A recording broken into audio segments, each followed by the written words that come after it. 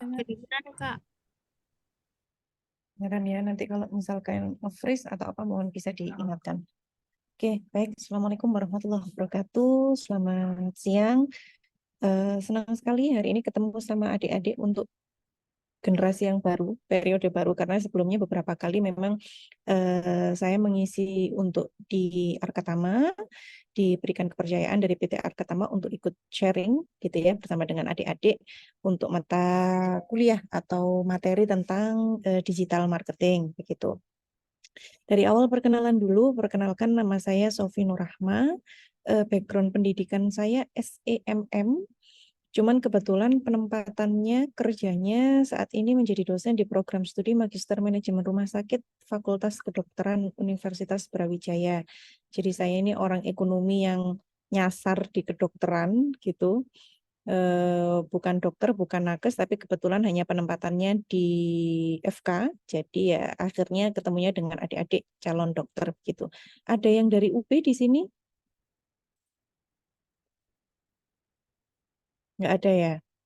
Atau yang dari Malang? Nggak ada juga. Oh, ternyata nggak ada yang dari Malang ya. Oke, baik.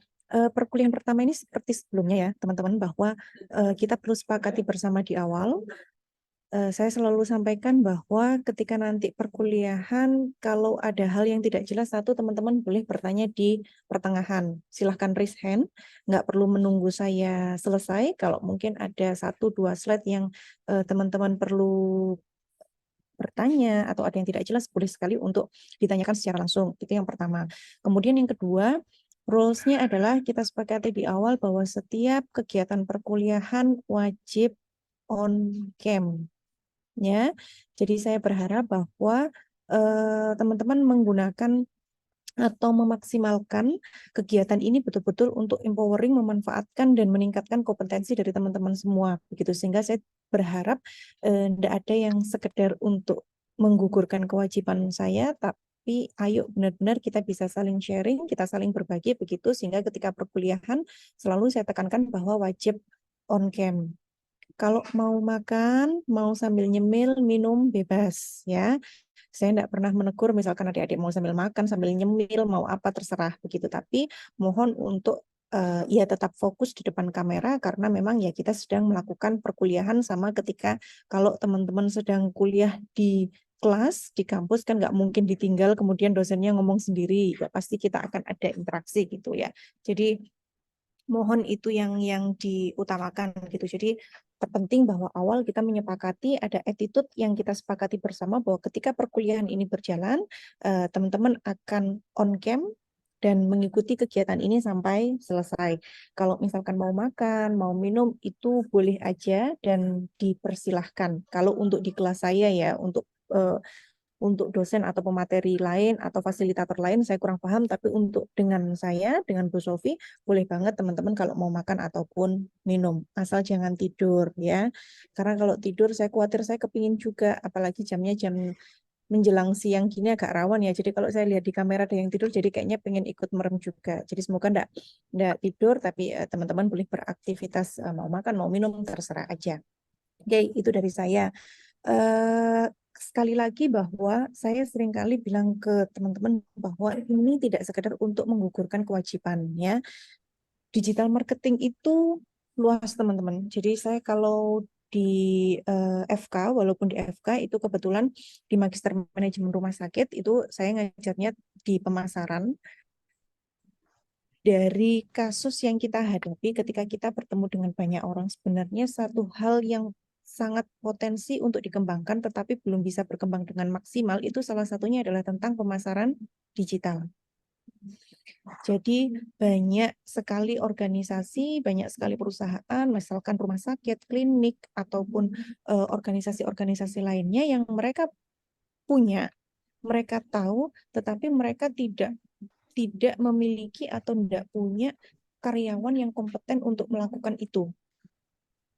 Ya, jadi saya kadang bilang bahwa kalau misalkan teman-teman ikut MSIB, ikut di Arkatama, ikut di digital marketing, nanti kalau nggak salah outputnya kan teman-teman akan mengikuti sertifikasi pelatihan dari BNSP itu kah? Saya kurang tahu apakah itu nanti komponen wajib didapat atau pilihan bagi teman-teman, tapi andai itu ada, itu bisa menjadi salah satu alternatif untuk menambah paling tidak ada satu kompetensi yang teman-teman berbeda dengan yang lainnya. Jadi kalau kemudian nanti kalian akan lulus, betul-betul lepas di dunia kerja, kalian akan bersaing dengan ribuan, jutaan, puluhan ribu orang yang mungkin dengan spesifikasi yang sama. Misalkan yang ekonomi ya, pesaingnya teman-temannya ya sama-sama lulusan sarjana ekonomi. Kalau psikologi berapa ratus, berapa ribu orang sarjana psikologi misalkan. Kalau pendidikan, sarjana pendidikan berapa ribu orang yang punya kompetensi yang sama. Sehingga sebelum lulus itu kita wajib punya bekal bahwa kita memiliki one plus point yang mungkin tidak banyak dimiliki oleh orang. Dan salah satunya di pemasaran digital ini, kalau teman-teman bisa dapat, teman-teman bisa punya poin kompetensinya, maka di antara pesaing yang lain ada nilai plus yang membuat kalian berbeda dibandingkan dengan calon-calon, yaitu tadi pesaing-pesaing kita dalam tanda kutip di dunia nyata nantinya begitu. Sehingga memang modal besar yang harus didapatkan itu yaitu tadi kompetensi yang berbeda, kemudian boleh kalau mungkin ditambahkan dengan materi-materi lain. Saya boleh cerita sedikit ya. Jadi di beasiswa, jadi kebetulan saya S2, kalau dosen tuh ya mau nggak mau kan harus sekolah lanjut begitu. Beberapa kali saya baca, kalau saya ikut seminar, ada kemudian S1 di luar negeri dan seterusnya. Banyak yang bilang bahwa ketika kita mau apply beasiswa atau kita mau membuka jalur diri kita itu untuk pendidikan di luar negeri, yang perlu teman-teman tahu kalau di universitas luar itu ternyata nggak hanya melihat nilai, nggak hanya melihat IPK kita, bahkan bisa dibilang lulusannya Indonesia itu mungkin mereka nggak trust, mereka nggak percaya dengan kompetensi lulusan kita, begitu. Tetapi hal utama yang mereka lihat biasanya dicondongkan pada dua hal. Satu, bahasa Inggrisnya. Nah, ini PR banget. Saya pun juga menghadapi hal yang sama. IELTS saya berantakan dan sekarang di umur 30 plus ini harus mengulang bahasa Inggris lagi dengan kondisi yang sudah bekerja, udah punya anak, harus kerja di kantor, itu effort yang luar biasa. Yang pertama modal bahasa Inggris. Yang kedua adalah modal bahwa teman-teman itu punya kegiatan di luar kampus adik-adik. Jadi universitas luar negeri itu enggak peduli kalian mau IPK-nya 4,0, 3,9, 3,8. Kalau kalian enggak ada impact dengan lingkungan, itu nilainya juga nol. Makanya kenapa kalau di luar negeri itu banyak sekali anak-anak muda yang kemudian dia ikut volunteer. Misalkan memberi makan untuk lingkungan sekitar, dia bantu, misalkan volunteer di mana kayak gitu. Itu punya nilai plus. Itu punya nilai plus gitu. Sehingga mengikuti kegiatan organisasi, kegiatan yang berdampak terhadap lingkungan, itu juga menjadi satu bagian penilaian yang membuat diri kita itu punya satu poin plus dibandingkan dengan teman-teman kita yang lain gitu. Makanya sering saya bilang ke adik-adik mahasiswa, karena kebetulan saya di FK, banyak anak yang perfeksionis dari segi nilai gitu ya. Dapat nilai B plus aja kayaknya harus harus ikut SA, gimana caranya biar dapat A, dapat nilai B gitu aja dia kayaknya belum puas, harus bisa nambah gimana bisa dapat minimal B plus kayak gitu. Kalau perlu nilainya 4,0 A semua gitu. Tapi ternyata perfect dalam nilai kalau itu hanya berkepentingan untuk diri kita sendiri dan nggak ada efek yang bisa kita berikan kepada orang lain, juga nggak maksimal gitu ya. Jadi saya seringkali bilang ke adik-adik bahwa udahlah, sekolah itu jangan terlalu terfokus terhadap nilai. Bolehlah, yang penting udah di atas 3,5 misalkan gitu, 3,6, 3,7 udah oke lah. Nggak usah stres-stres perkara nilai. Ya nikmati masa muda kalian gitu. Misalkan kadang saya bilang di kelas, kalian datang ke Malang, ada yang kuliah di UB, kemudian dari mana dek? Misalkan dari luar Jawa, dari Makassar atau dari mana? Udah tahu Malang. Semester berapa? Sudah semester 5 misalkan, berarti sudah 2 tahun lebih ada di Malang. Kuliner apa sih yang kalian tahu? Jangan sampai kalian nggak tahu. Kalau misalkan nggak tahu, waduh ya rugi banget masa mudanya hanya dihabiskan untuk belajar ke kampus, yang kemudian ya akhirnya itu kita hanya berfokus kepada nilai. Padahal value hidup kan lebih dari itu. Teman-teman punya koneksi, kalian punya jejaring, kalian melihat relasi, melihat organisasi lain, merasakan misalkan, oh lagi di kafe nih, kita ngerasain, oh ambience-nya orang-orang itu sekarang gini yang disukai sama anak muda. Hal-hal seperti itu yang kita juga harus upgrade dari diri kita, dan itu menjadi poin plus untuk kita belajar. Ya, jadi di awal perkuliahan ini saya benar-benar kepingin teman-teman punya satu konsep dan pola pikir yang sama, bahwa ketika kita melakukan sesuatu, kita bikin sesuatu itu tidak perlu hanya based on nilai, based on prestasi, based on IPK atau apapun lah itu. Tapi kalian harus punya kompetensi untuk mengembangkan diri adik-adik sendiri yang membuat kalian itu berbeda daripada teman-teman yang lain. Gitu ya. Jadi kalau misalkan teman-temannya tidak ada yang ikut MSIP, kemudian teman-teman ikut, berarti itu sudah satu poin plus. Ada temennya yang mungkin nggak paham digital marketing, tapi ternyata teman-teman bisa, nah itu berarti satu poin plus. Tinggal nanti kita sempurnakan di akhir. Kalau misalkan nanti ada BNSP, ada sertifikasi, ada apa, ada dananya, ikut aja. Nah, sehingga ketika nanti teman-teman benar-benar lulus, kalian punya kompetensi ijazah dari universitas ditambah dengan satu kompetensi eksternal yang diakui. Gitu. Sehingga itu nanti bisa menambah kemampuan dari adik-adik untuk melihat dunia kerja yang sesungguhnya, ya. Itu dari saya untuk mengawali perkuliahan kita pada pagi hari ini dan seterusnya nanti. Sehingga nanti mohon nanti adik-adik Rima Maisyaro mau share screen. Mohon maaf, Jadi nanti Bu. mohon, oke. Jadi nanti mohon teman-teman dimanfaatkan baik-baik ya perkuliahan ini sebagai satu ajang media belajar, sehingga betul-betul bisa menambah kepakaran dari adik-adik gitu. Saya kalau boleh tahu mau kenalan dulu teman-teman rata-rata dari mana sih? Dari Malang benar-benar nggak ada, dari 50 orang ini nggak ada yang dari Kota Malang?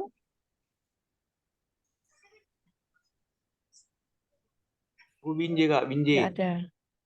Binjai, Yul, Arisi, Sitepu. Oke, Joel panggilannya Bu, siapa? Joel Bu. Oh, Yoel. Ya, Bu. Panggilannya Yoel. Salam dari Binjai. Bener-bener saya mikir tadi apa ya Binjai? Oh iya, salam dari Binjai. Anak saya suka itu gitu dulu. Iya Bu. Alfredo, dari mana Alfredo? Saya dari Binjai Bu. Oh sama, Iya satu Bu. kampus. Iya Bu. Jurusan apa? Sistem informasi Bu. Sistem informasi. Oke. Ada yang dari Sumedang, Fitriani, Niputu dari Bali. Oh Oh itu ternyata ada dari banyak Lampung. yang dari luar Jawa. Ternyata dari luar Jawa, Jelita dari Lampung. Oke, salam kenal Jelita. Oke, adik-adik kita mulai dulu. Sekali lagi nanti kalau misalkan anu bisa di raise hand ya, misalkan adik-adik ada pertanyaan. Kita warming up dulu aja untuk hari ini, karena kita akan kita belajar basicnya dulu. Sudah kelihatan materinya? Bu. Ya, Ibu. Oke, sip. Kita mulai ya. Hari ini kita belajar tentang bisnis dan dasar digital marketing. Nah, ini adik-adik. Industri, era industri itu sebenarnya berubah. Dan ini pasti nanti akan terus berkembang. 1.0, 2.0, 3.0, 4, 5, 6, 7, atau dan seterusnya. Yang sampai kita nggak tahu kemana arah teknologi ini akan berjalan. Yang jelas pasti akan berkembang dengan jauh lebih cepat di era digital dan komputerisasi saat ini. Jadi kalau dulu di industri 1.0 kita masih pakai mesin, kemudian masih pakai energi air, beralih kepada produksi massa, berpindah kepada IT, sekarang sudah cyber. AI sudah berkembang, ya kan? Apapun yang bisa kita kayaknya hampir nggak ada hal yang nggak ada contoh misalkan EE-nya arsitek desain interior. Nah itu bahkan sekarang kan banyak, tinggal masukkan gambar, clue, desain apa yang dipengen tiba-tiba muncul. Kemudian yang mungkin translate bahasa Inggris atau apa tiba-tiba muncul. Untuk penugasan pun ternyata sekarang juga sudah banyak.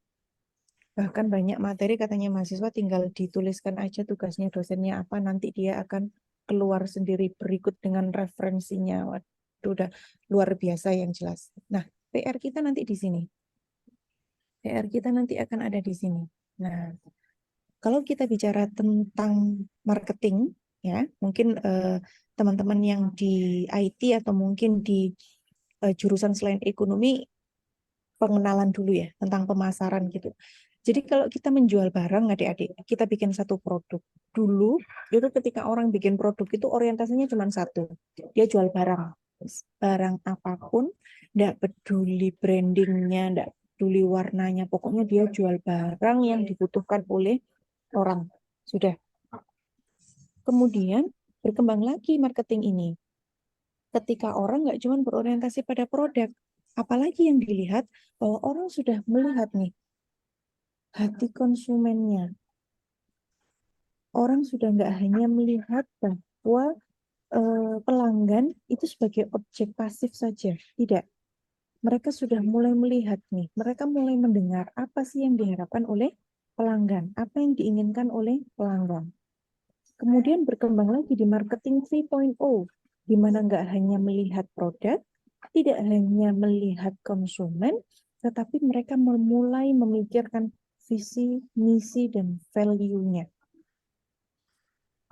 Banyak produk yang mungkin kita buat, misalkan teman-teman ada produk distro gitu, ya banyak, ratusan ribuan, puluhan ribu orang mungkin mempunyai produk distro. Tapi membuat produk distro kita berbeda dengan yang lain, nah ini kemudian yang akhirnya membuat kita harus punya visi, misi, dan value yang berbeda, begitu. Dan yang terakhir saat ini eranya apa? Orang sudah combine, offline dan online marketing. Fisik produknya ada di toko offline, tetapi dia juga membuat iklan dan pemasaran di bisnis online. Sehingga keduanya ini menjadi beriring sejalan. Makanya sekarang orang IT, kemudian digital marketing itu menjadi satu lahan pekerjaan baru begitu, karena jangankan untuk perusahaan besar, UKM aja mereka sudah pakai digital marketing loh. Kita aja kalau dulu misalkan saya di rumah sakit gitu, dulu orang punya rumah sakit atau dokter menjual jasa di atas awan, mereka nggak perlu harus pusing memikirkan pasien karena pasien pasti datang. Tapi sekarang mohon dibantu siapa ini? Nah, kepencet. Nah, tidak untuk sekarang. Orang sekarang mau ke dokter, asal milih dokter, nggak mungkin. Dia pasti akan bertanya dulu. Kayak teman-teman misalkan lagi sakit, mau pergi ke rumah sakit atau pergi ke suatu tempat. Mungkinkah kita tiba-tiba langsung datang ke dokter X? Nggak mungkin. Sebagian besar kita pasti akan mencari referensinya dulu. Lewat apa? Lewat Google, kemudian atau tanya ke tetangga, tanya ke saudara, tanya ke orang tua, manapun begitu. Yang jelas adalah sebelum kita melakukan satu pembelian, kita pasti akan mengecek minimal di dua tempat ini, online dan offline-nya. Makanya kemudian kenapa digital marketing sekarang menjadi ramai? Karena sebelum datang offline, itu pelanggan akan datang ke tempat online kita. Sebelum datang fisik ke rumah sakitnya, orang akan ngecek websitenya rumah sakit gimana, sosial medianya rumah sakitnya gimana. Itu pasti begitu. Karena apa? Ya itu tadi, era digitalisasi, orang sekarang sudah berkembang dengan sangat pesat. Oke. Berikutnya, apa yang kemudian menyebabkan semua ini berubah? Perkembangan teknologi. Jadi, kalau kemudian kita membahas tentang customer path atau jalur pelanggan, 4E menjadi 5E. Dulu adik-adik, Orang kalau mau beli, itu dia tahu dulu barangnya, kemudian akan mengambil sikap, dia mikir, aku mau beli apa enggak ya, gitu. Menghasilkan egg and egg again. Kalau dia cocok dengan harga dan produknya, dia akan langsung beli. Kalau dia nggak cocok, ya dia nggak beli. Hanya sebatas itu. Tapi sekarang, kalau teman-teman lihat, nah di sini ada perubahan pola di 5A. Apa itu? Asking dan advocate. Sebelum dia act, sebelum dia membeli, itu dia akan tanya dulu. Mencari rekomendasi. Nah, ada satu hal yang menarik bahwa ada satu penelitian, dia melakukan penelitian tentang 10 profesi yang paling dipercaya dan paling tidak dipercaya oleh masyarakat. Profesi pertama yang paling dipercaya itu katanya dokter. Profesi pertama. Nah, profesi terakhir yang paling tidak dipercaya oleh masyarakat, kira-kira apa? Tahu? Profesi apa yang paling tidak dipercaya? Adalah sales, pemasar, marketing. Sehingga apa? Sebenarnya kalau kita bicara marketing, itu yang ada di otaknya pelanggan itu adalah dalam tanda kutip jualan, adik-adik. Overclaim. Statement yang berlebihan, sesuatu hal yang tidak menunjukkan hal yang sesungguhnya. Sehingga ketika mereka itu, atau ketika kita ini pedagang, semakin kelihatan ngoyo bahwa kita sedang menjual, itu semakin pelanggan akan menghindar. Contoh-contoh gampang aja ya, misalkan teman-teman lagi datang ke mall, kalian lagi jalan ke mall, kemudian tiba-tiba ada orang ngasih testernya parfum, misalkan gitu, ngasih testernya parfum. Apa yang kita lakukan? Kalau cewek ya, kalau cowok dikasih tester parfum mungkin karena yang ngasih testernya ceweknya cantik-cantik ya dia datang aja gitu. Coba misalkan yang cewek lah, misalkan siapa gitu datang ke mall, kemudian kita lagi enak-enak jalan, tiba-tiba ada orang nawari parfum. Apa yang kita lakukan? Pertama kali biasanya bisa enggak, terima kasih Mbak. Pasti kita denial. Kita akan menolak. Jarang dari kita misalkan tiba-tiba kita lagi enak jalan, kemudian ada SPG nawari, silahkan Bu susunya, misalkan gitu, silahkan susu unlinenya atau apanya gitu, yang berbeda. Silahkan dicoba. Apa yang kita lakukan? Apakah kita langsung mau mencoba? Biasanya jarang. Sebagian besar adalah kita menolak. Kenapa? Karena mindset kita sudah tahu bahwa dia promosi, dia ngiklan, begitu. Berbeda misalkan Rima nih lagi suka make up cewek ya, kemudian dikasih tahu sama teman-temannya gitu. Misalkan Rima dikasih tahu Anindya, kamu coba deh pakai lip gloss ini nih, enak, harganya murah gitu. Kira-kira kalau si Rima ini dikasih tahu sama sales, sama dikasih tahu temennya sendiri, lebih percaya mana? Pasti kalian akan lebih percaya kalau itu disampaikan oleh circle terdekat kita sendiri, teman kita, mungkin atau dosennya kek, atau tetangganya kek, atau siapalah, orang yang dalam lingkup dekat kita. Nah, sehingga sekarang ini ketika orang beli, bisa teman-teman lihat di PowerPoint, bahwa sebelum dia melakukan aksi, dia akan asking dulu, dia akan tanya. Entah itu ke orang lain, entah itu ke mungkin relasi, atau siapa yang dianggap expert, atau kita tanya di YouTube. Review, misalkan review lipstick, atau review parfum ini, review tas, dan seterusnya. Kita pasti akan melalui satu proses asking ini. Nah, sehingga kemudian itulah mengapa kita sebagai digital marketer itu kemudian akan berlomba-lomba untuk menampilkan satu etalase yang paling bagus dari produk kita. Di mana? Ya di platform sosial media ataupun website ataupun laman pemasaran digital lainnya. Begitu. Karena apa? Karena begitu orang sebelum melakukan pembelian secara offline, dia pasti akan lihat online-nya dulu. Kalau online-nya dia percaya, trusted, baru kemudian dia akan melanjutkan pembelian. Nah, ini. Dan yang terakhir, orang sekarang itu ada ini nih, advocate. Ketika dia suka atau tidak suka melakukan sesuatu, dia pasti akan merekomendasikan atau tidak merekomendasikan suatu barang. PR besar, ini hasil penelitian teman-teman menunjukkan orang kalau senang dengan produk kita, maksimal dia akan bercerita kepada 3 orang, maksimal. Tapi kalau orang itu nggak senang dengan produk kita, minimal dia akan cerita ke 11 orang. Ya, jadi kita itu kalau disukai hanya maksimal 3 orang tahu mau nge-share tentang produk kita, tapi kalau kita nggak disukai, nggak pakai nunggu lama, minimal ke 11 orang dia akan ceritakan. Sehingga advocate atau rekomendasi dari orang itu memang sangat penting. Sehingga kemudian sekarang kan teman-teman tahu kan kalau misalkan kita lagi lihat produk, misalkan review, misalkan kalau cewek itu apa ya, produk make up, misalkan reviewnya Tasya Farasya. Nah, udah kalau udah direkomendasi sama si Tasya Farasya ini berarti produk make upnya sudah bagus, kompeten kayak gitu. Nah, seperti itu.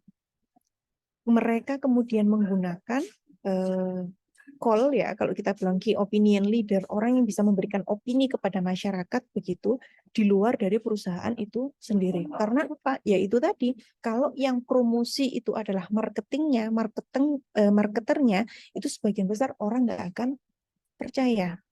Karena itu tadi yang di dalam otak pelanggan itu bahwa pemasar itu adalah dalam tanda kutip bualan. Begitu. Sehingga PR-nya nanti ketika teman-teman bikin satu produk apapun, pasti nanti di digital marketing ini kita kan bikin satu produk pemasaran gitu ya melalui platform mulai sosial media, website, kemudian Google My Business dan seterusnya. Kalau kita bikin iklan, yang teman-teman harus ingat adalah jangan over claim. Ya. Jangan over claim. Tunjukkan walaupun kita nggak mungkin menampilkan apa adanya, tetapi jangan overclaim. Karena sekarang itu netizen luar biasa ya. Kalau kita mau bohong di dunia maya itu nggak pakai harian. Beberapa jam aja udah netizen udah bisa menunjukkan bukti foto dan seterusnya. Kayak dulu ada satu produk make up terkenal di Indonesia yang kemudian dia melakukan kegiatan Fashion Week ke Paris. Ada yang tahu? Kemudian dia melakukan Paris Fashion Week dengan mengklaim bahwa dirinya adalah berpartisipasi atau ikut pada kegiatan Paris Fashion Week tersebut, begitu ya. Tapi kemudian setelah nggak lama netizen bicara, menyampaikan bukti bahwa bukan, mereka tidak berpartisipasi di Paris Fashion Week, tapi mereka bikin show di Paris pada saat momen Paris Fashion Week. Makanya kemudian kenapa artis-artis Indonesia banyak yang datang, kemudian banyak orang Indonesia yang datang kayak gitu. Itu akhirnya di dalam tanda kutip dihabisi sendiri oleh masyarakat. Ya, jadi perlu kita pahami bahwa jangan overclaim ketika kita akan menyampaikan atau mempromosikan sesuatu. Sampaikan apa adanya. Walaupun misalkan kita ingin menambahkan satu value dari produk, ya tampilkan tapi jangan overclaim. Semakin kita kelihatan membual, semakin kita kelihatan terlalu berlebihan, ya semakin pelanggan nggak akan percaya. Ya, itu. Dari sini mungkin ada pertanyaan? Nggak ada. Kalau nggak ada, saya mau nanya nih. Menurut teman-teman digital marketing itu apa? Yuk. Ini jangan dianggap kayak di kampus saya lagi nilai ya. Anggap aja teman-teman lagi ikut training begitu. Sehingga mau salah, mau benar, mau apa, silahkan. Kita diskusi bebas aja. Yuk, ada yang mau memberikan tanggapan. Kira-kira menurut teman-teman digital marketing itu apa sih? Pemasaran, Bu. Pemasaran, Yul. Oke, Nilam. Silahkan, Nilam. izin menanggapi OL, Bu. Bu, Kalau OL. menurut digital marketing ya, mendigitalisasikan suatu marketing yang masih menggunakan marketnya belum digital gitu Bu. Jadi kita mendigitalisasikan agar lebih efektif, efisien begitu. Oke, jadi yang awalnya offline didigitalkan gitu Nilam ya, agar lebih efisien. Oke, Ika, silakan Kak. Kalau menurut Tika Baik, gimana? izin menjawab Bu. Menurut saya digital marketing itu merupakan salah satu cara dari pemasaran yang dimana kalau sebelumnya kan ada pemasaran tradisional. Nah, di digital marketing ini cara tradisional itu diubah menjadi digital. Dan di dalam digital marketing ini merupakan bagian dari sebuah pemasaran. Seperti itu. Terima kasih. Oke, makasih. Mengubah kepada era digital yang awalnya offline, hampir sama dengan Nila. Givari, ada pendapat? Silakan.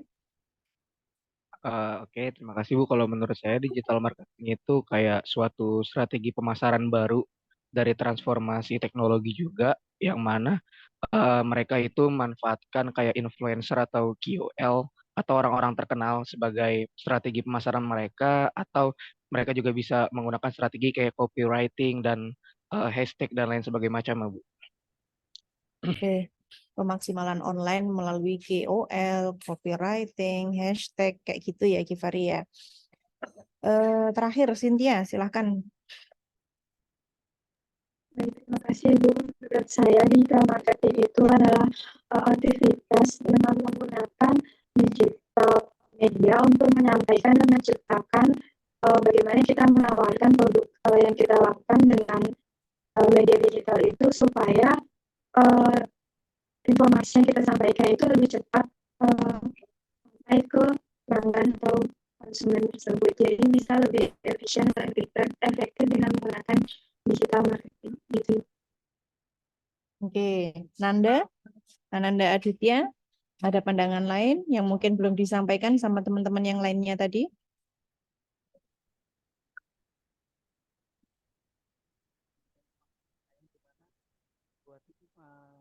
Transformasi marketing dari yang awalnya offline menjadi digital.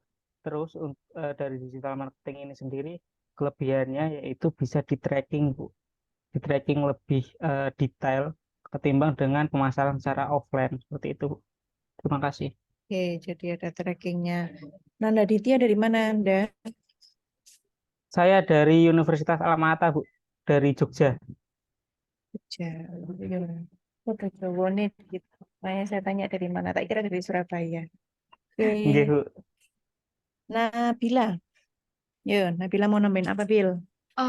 Kalau dari saya sendiri, menurut pandangan saya, digital marketing itu suatu proses pemasaran yang dilakukan melalui media digital yang menggunakan beberapa tools seperti media sosial, lalu website, platform online, lalu mengirimkan email kepada klien-klien atau konsumen yang akan kita sasarkan. Lalu dapat mempromosikan layanan atau jasa atau produk kita dengan secara lebih luas daripada konsep digital, daripada konsep marketing kayak Pemasaran offline. ya gitu. Oke, Jelita mau nambahin apa?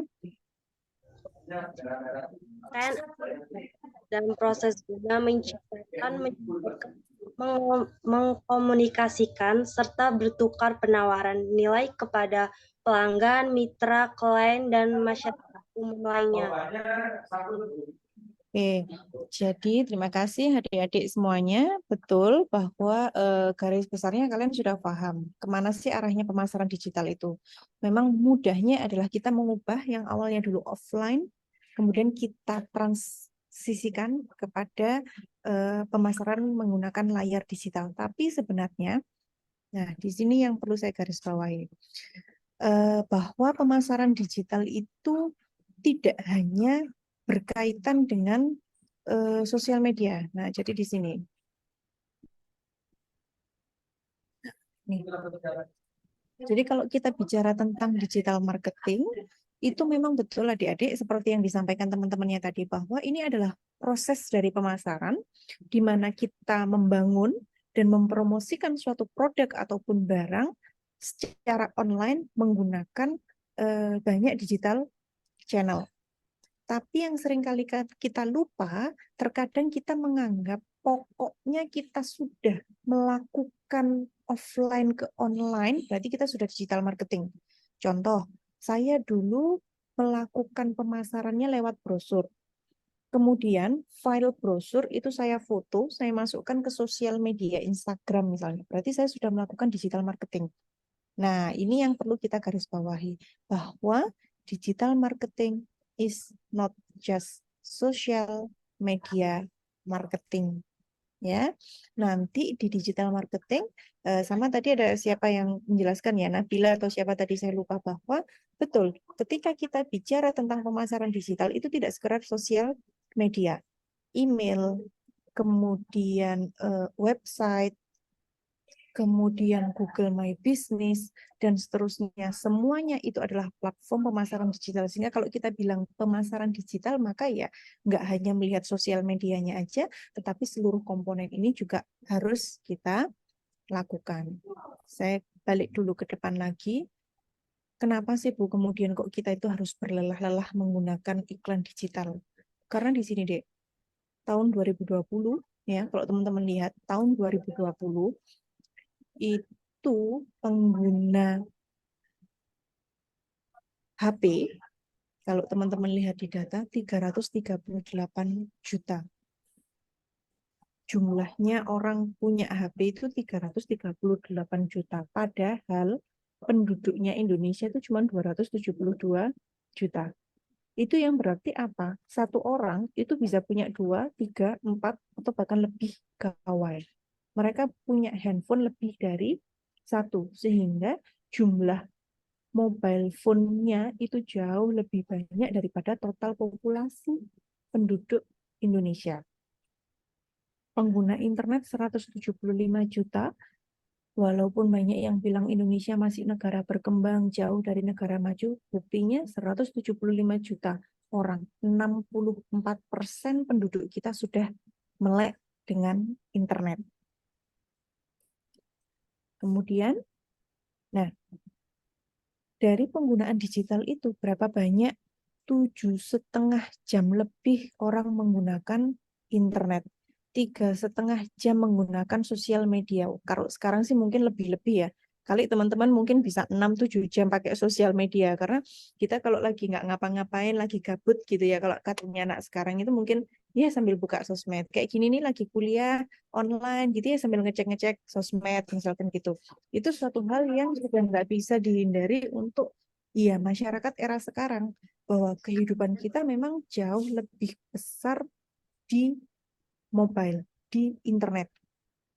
Kita kehilangan TV mungkin masih bisa, karena selagi ada HP, ada YouTube, ada Instagram, ada TikTok, ada sosial media lain, mungkin kita masih aman.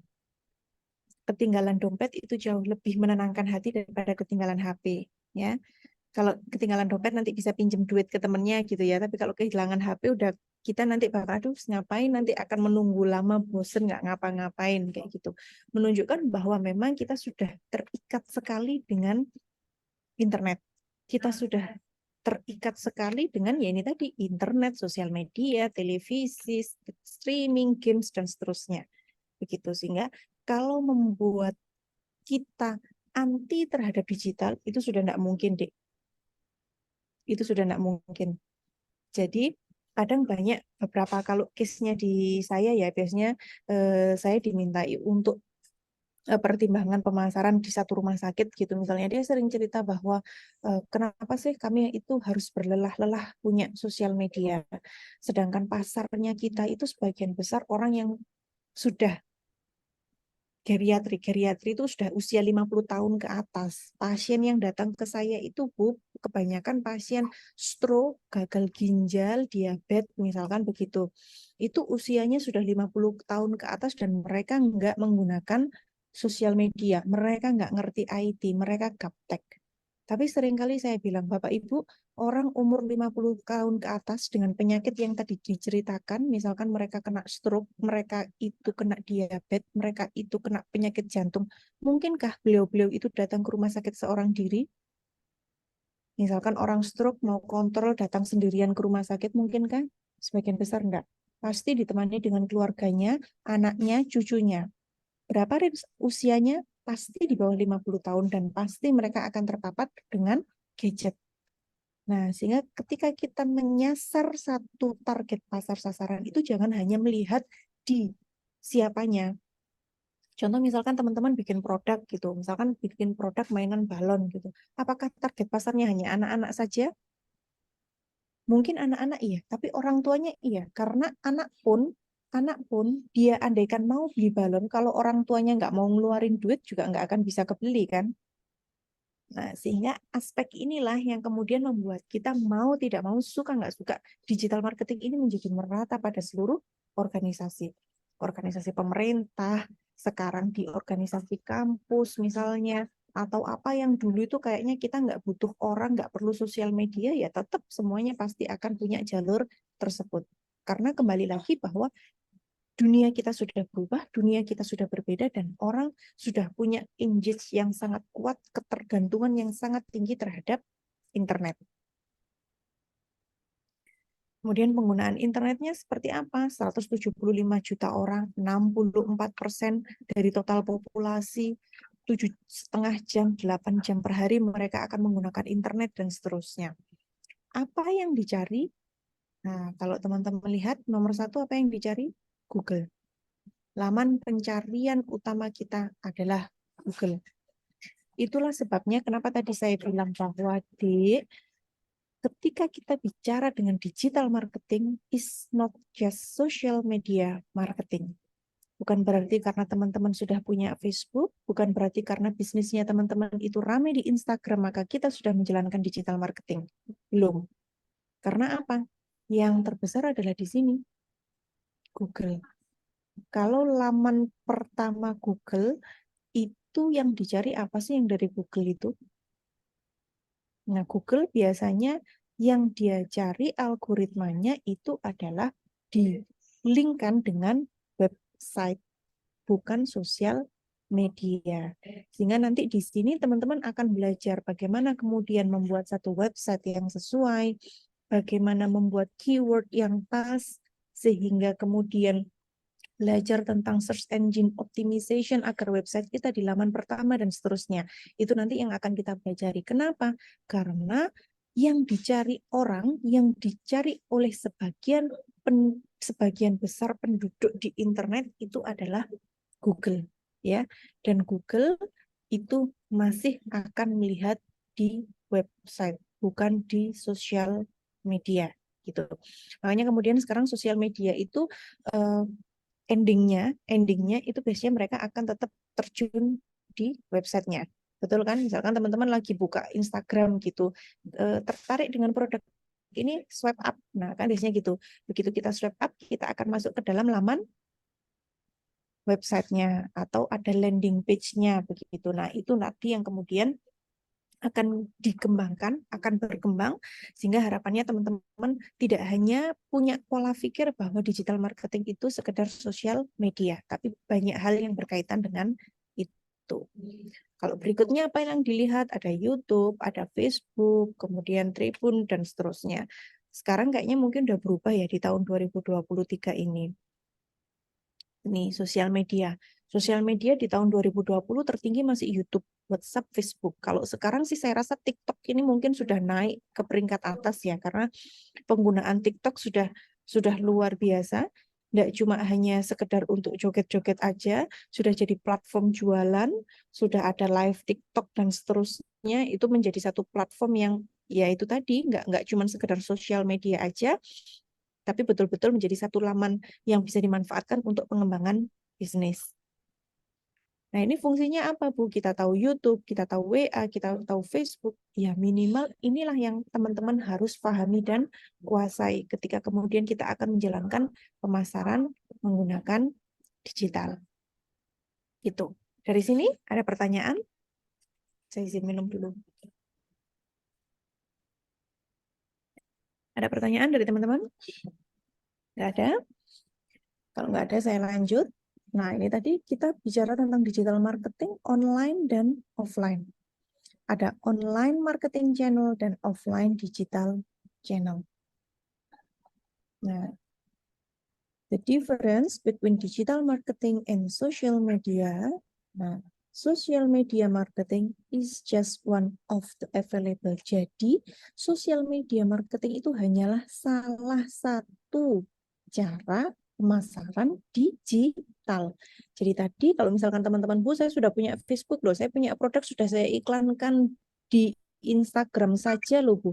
Kalau cuma Instagram doang, Instagram aja ya berarti teman-teman belum menjalankan digital marketing. Karena digital marketing is not just social media marketing. Ya, bisa dipahami ya. Jadi kalau kita bicara digital marketing, skupnya akan jauh lebih luas. Kita akan belajar tentang SEO, kita akan belajar tentang website, kita akan belajar tentang Google My Business, Key Opinion Leader, seperti tadi yang sudah disampaikan temannya, dan seterusnya. Banyak hal yang akan membuat kita terkait dengan pemasaran digital.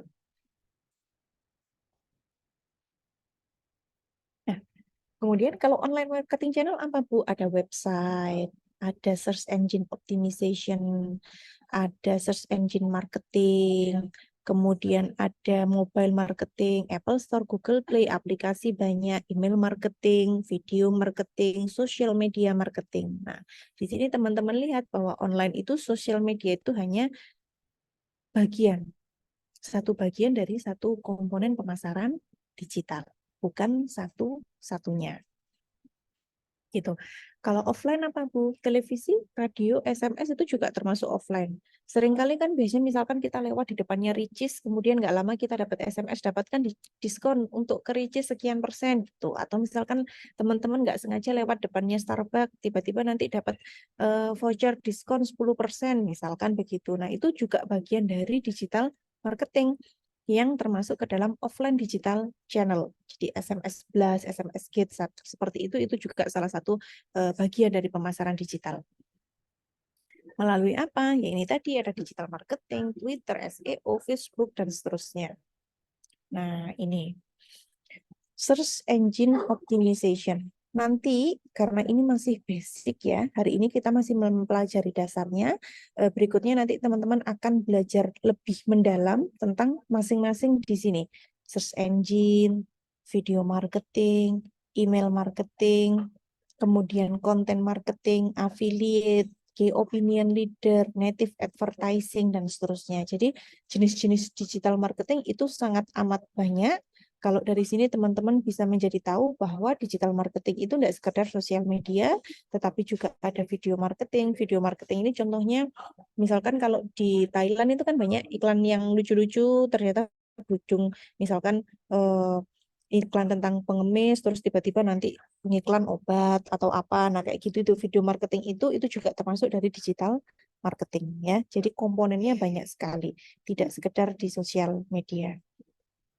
Nah, kemudian kalau kita bicara tentang pemasaran digital, itu ini. Ada satu istilah yang kemudian orang mengatakan, ini saya copy dari statementnya Dewa Eka itu, dia bilang bahwa sharing-sharing dulu, selling-selling kemudian. Kalau teman-teman itu membaca namanya sosial media, berarti sebenarnya itu adalah salah satu tempat atau lahan untuk kita membangun hubungan relasi dengan orang. Ya kan? Sosial media itu bukan selling media. Nah, ini yang seringkali kita lupa. Kadang kita punya produk, kita punya jualan, itu isinya ngiklan terus. Ngiklannya di Instagram, ngiklannya di Facebook. Kalau ada yang komen tidak dijawab, kalau ada yang like nggak direspon, ada yang nge-share dibiarin. Nah, kalau begitu, apa makna dari sosial medianya itu? Media sosial apa itu nggak menghubungkan kita dengan orang lain? Nah, ini yang harus teman-teman ingat bahwa ketika kita jualan di sosial media, pastikan harus ada benefit. Ini loh, sharing-sharing dulu, selling-selling kemudian. Manfaat apa sih yang orang dapatkan? Misalkan contoh satu rumah sakit gitu ya.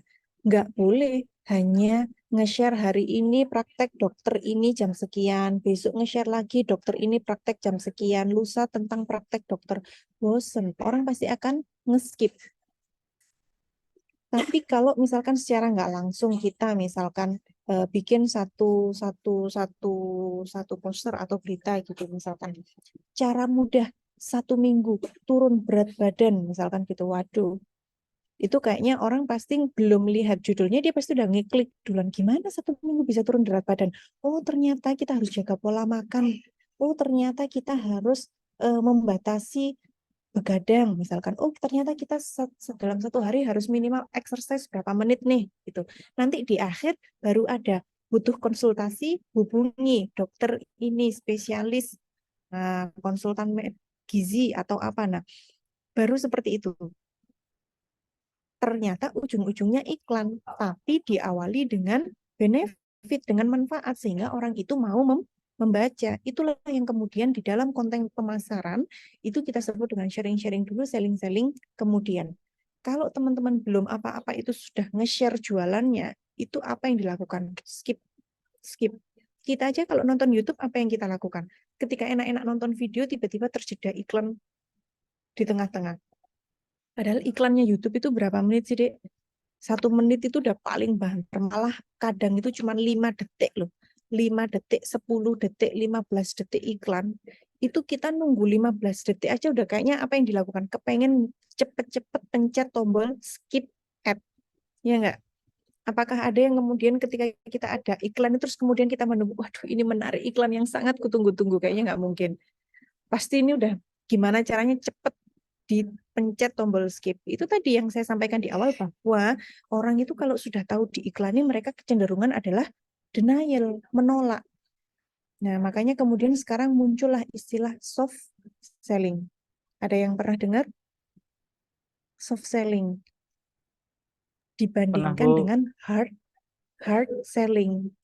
Ya kan? Kalau hard selling itu belilah barangku, belilah produkku gitu. Kayak teman-teman nih misalnya sama temennya udah setahun 2 tahun nggak pernah ketemu tiba-tiba muncul. Hati-hati kalau ada teman-teman kayak gitu ya, karena biasanya 2. Kalau nggak ngutang dia mau nawarin produk MLM biasanya. Maaf ya, guyon aja. Karena biasanya gitu, nggak pernah muncul, nggak pernah ketemu, nanti tiba-tiba muncul itu 2. Kalau nggak minjem duit ya dia nggak nawarin barang. Nah kalau kita ada temen yang misalkan tahu tiba-tiba, ayo kamu join, kamu jadi memberku, apa yang kita lakukan? Udah pasti kita akan menolak. Karena tahu dia sedang pasti jualan. Nah, itu yang harus kita antisipasi. Jadi, kalau kita mau jualan itu yang caranya smooth. Kita ini kayaknya lagi promosi, tapi nggak sedang promosi. Contoh misalkan nih, kamu misalkan kayak saya nih lagi gendut gitu ya, saya lagi gemuk gitu. Terus tiba-tiba nanti 3 bulan lagi, kamu tampil dengan yang lebih kurus. Misalkan Nanda tuh, bulan depan itu tiba-tiba udah susut 10 kilo gitu. Nah, datang ke kampus, keren tuh, Nda. Nah, gitu. Terus temennya, nah kamu kok kurusan, misalkan gitu. Langsung baru dibuka. Enggak apa-apa, enggak diet kok. Kamu diet ya? Enggak kok. Cuman minum ini. Nah, udah. Cuma dikasih tahu gitu aja. Teman-temannya pasti dia akan datang sendiri kan tanpa kamu promosi. Enggak perlu kamu datang ke teman-teman, belilah produk ini. Ini kamu mau kurus, coba nih produk ini. Enggak perlu kayak gitu. Tapi ketika kita mau berbagi, misalkan tiba-tiba tuh Nanda di IG-nya tiba-tiba kok ada cerita tentang exercise, oh yang sebelumnya belum pernah nggak pernah olahraga sekarang setiap minggu jogging misalnya gitu. Oh rajin banget dia lari, menunya makan sehat kayak gitu. Terus ditambahi sama shake misalkan gitu. Orang pasti akan lebih percaya. Jadi ngikuti, oh Nanda hari ini oh tambah kurusan ya seminggu dan seterusnya. Nah, itulah yang kemudian kita sebut dengan sharing-sharing dulu, selling-selling, kemudian orang tahu manfaatnya, orang lihat benefitnya, baru kemudian dia mau membeli. Tapi kalau dari awal kita itu sudah hard selling, beli shake saya misalnya, udah dia pasti nggak akan percaya. Karena bohong, bual, misalkan gitu, overclaim dan seterusnya. Ya. Jadi yang perlu teman-teman pahami bahwa ketika kita berjualan di sosial media, tidak hanya terhadap konten produknya saja, tetapi pastikan cara kita memberikan itu adalah dengan memberikan informasi, memberikan manfaat, sharing dulu. Gitu secara soft selling sehingga orang merasakan manfaatnya, baru kemudian mereka akan tertarik membeli produk yang nanti akan kita buat. Gitu. Silakan Anda. Izin Bu, izin bertanya mengenai soft selling ya Bu ya. Ketika kita melakukan soft selling tetapi produk quality kita nggak bagus itu bagaimana Bu? Kan namanya penjualan itu kan nggak hanya sekali jual ya Bu ya. Ada penjualan kedua, ada rebuying dari konsumen lah Bu. Nah ketika kita melakukan soft selling ternyata tertarik dan produknya itu nggak bagus, nggak sesuai ekspektasi yang mereka idamkan gitu Bu misalnya. Itu bagaimana Bu? Terima kasih. Oke, makasih Nanda. Kalau kita jualan barang, ini saya melihat dari sisi kita sebagai penjual ya. Kalau kita melihat dari sisi penjual, ya kamu harus yakin bahwa produkmu memang bagus. Kalau produkmu nggak bermutu, nggak bagus, iya jangan dijual. Karena itu nanti akan merusak citra kita sebagai penjual sendiri kan. Nah, ini yang kamu perlu berhati-hati kalau sekarang itu sering apa ya, affiliate ya, apa penjual atau reseller gitulah. Misalkan kamu lagi, saya nggak punya modal, bukan banyak ya, kan anak muda sekarang. Misalkan saya cuma jadi resellernya aja Bu. Ya kalau kamu mau jualan dan jadi reseller, pastikan bahwa si produsen itu betul-betul memang sesuai dengan apa yang dia sampaikan. Nah, itu. Jadi orang mau soft selling, mau hard selling, quality itu nomor satu dari sebuah produk. Karena kita jangan sampai menjadi produk yang euforia di awal aja. Itu PR kita banget, Dek. Sekarang ini kan rame musimnya apa-apa itu viral gitu ya. Jualan misalkan lalapan viral, minuman viral, apapun viral. Tapi apa? Begitu viral, sekali orang datang, mereka nggak tertarik dengan produknya. Hanya satu kali membeli, setelah itu enggak. Ya buat apa? Makanya kadang kalau saya dampingi adik-adik, ada dia bikin entrepreneur, dia bikin satu produk bisnis, itu selalu saya bilang, pasarmu ada nggak? Sesuaikan produk itu dengan pasar yang dituju. Bukan sekedar pasar yang sedang tren. Misalkan, sekarang trennya apa ya? Sekarang misalkan tren jual apa ya yang lagi tren sudah nggak ramai lagi itu ya. Banyak misalkan minuman-minuman. Kalau dulu ada di tempat saya itu ada es permen karet kayak gitu tuh ya, itu ramai banget dulu. Sekarang sudah hilang, masanya udah nggak ramai lagi. Atau dulu misalkan banyak jajanan-jajanan apa yang muncul ya karena viralnya saja, karena kualitinya nggak kuat, produknya nggak kuat, sehingga kemudian dia akan habis. Nah, itu yang harus kita antisipasi. Jadi kalau kamu kita gimana bicara soft selling satu produk yang kualitasnya kurang nggak bagus? Kalau menurut saya, iya jangan jualan dengan produk yang kualitinya nggak bagus. Kalau teman-teman jualan, pastikan bahwa barangmu, produkmu berkualitas sehingga tidak hanya mengejar sekali pembelian, tapi dia harus repurchasing. Karena itu PR besar loh, Dek. Kita kalau sekali orang nggak seneng, kayak yang saya sampaikan di awal, dia akan bercerita ke minimal 13 orang. Dia nggak puas dengan produk kita, sekali foto di blast ke 1000 followernya dia misalkan 500 orang, 200 orang akan cepat membaca. Itu hal yang tidak baik, hal yang kurang oke gitu. Nah, itu yang harus kita antisipasi ya. Jadi kalau kita bikin produk, ya pastikan bahwa memang produkmu itu betul-betul bertanggung jawab untuk bisa survive berkelanjutan sesuai dengan pasar yang ada. Jangan hanya mengikuti arus, jangan hanya mengikuti yang viral-viral saja. Begitu. Karena kalau di pertumbuhan produk, life cycle produk life cycle itu kan setiap produk pasti akan begini. Introducing dia akan naik, ketika dia sudah di atas pasti akan turun. Gitu. Tidak ada sesuatu yang abadi. Produk itu sama seperti manusia. Jadi tidak ada produk yang harus baru terus, harus inovasi terus, harus misalkan kalau dulu ada produk misalkan stick and shake gitu. Ada jual stick dulu awalnya murah, stick ayam, kemudian ada stick sapi. Sekarang berkembang menjadi ada produk spaghetti, ada kentangnya, ada apa. Nah, itu adalah bagian dari improvisasi dari satu bisnis yang membuat apa agar bisnis kita nggak mati gitu. Jadi harus terus berkembang. Karena kalau kita bicara bisnis yang sesungguhnya, continuity itu harus yang nomor satu, nggak sekedar viral. Ya, gitu. Gimana, Nanda? Ada yang kurang jelas? Baik, Bu, cukup, Bu. Oke, yuk saya lanjut ya. Jadi inti dari slide yang ini sharing-sharing dulu, selling-selling kemudian adalah teman-teman kalau bikin satu iklan pada layanan apapun di digital harus bisa memberikan benefit atau manfaat kepada orang yang akan kita sasar ya. Jangan melulu bicara tentang iklan, jangan melulu bicara tentang produk, jangan melulu bicara tentang jualan. Kamu harus bisa memahami orangnya, memahami karakteristiknya dan seterusnya. Kemudian berikutnya ini tadi yang dibahas tentang copywriting. Nah, buat pelanggan itu memahami dan berminat terhadap brand. Gitu. Apa sih fungsinya copywriting itu? Sebenarnya copywriting itu tujuannya nggak lepas dari bahwa kita jangan sampai overclaim terhadap produk. Karena kata itu adalah kesan pertama yang ditangkap oleh pelanggan. Contoh misalkan, kami telah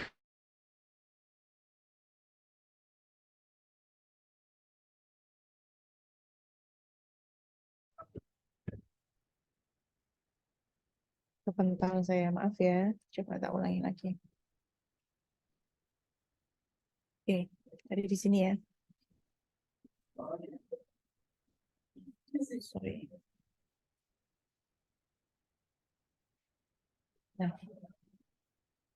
Nah, di sini kami telah 15 tahun berdiri dengan dokter dan pelayanan yang profesional misalkan. Kalau kita bikin tulisan seperti ini, apa yang ditangkap oleh pelanggan? Ya udah, dia cuma tahu bahwa oh iya udah 15 tahun berdiri kayak gitu aja. Tapi kalau teman-teman menggunakan copywriting dengan kata-kata misalnya Anda akan mendapatkan pelayanan lebih dengan harga terjangkau. Nah, apa yang kita persepsikan? Berarti yang dipersepsikan adalah fasilitasnya baik, kualitasnya baik, tapi dengan biaya yang jauh lebih terjangkau.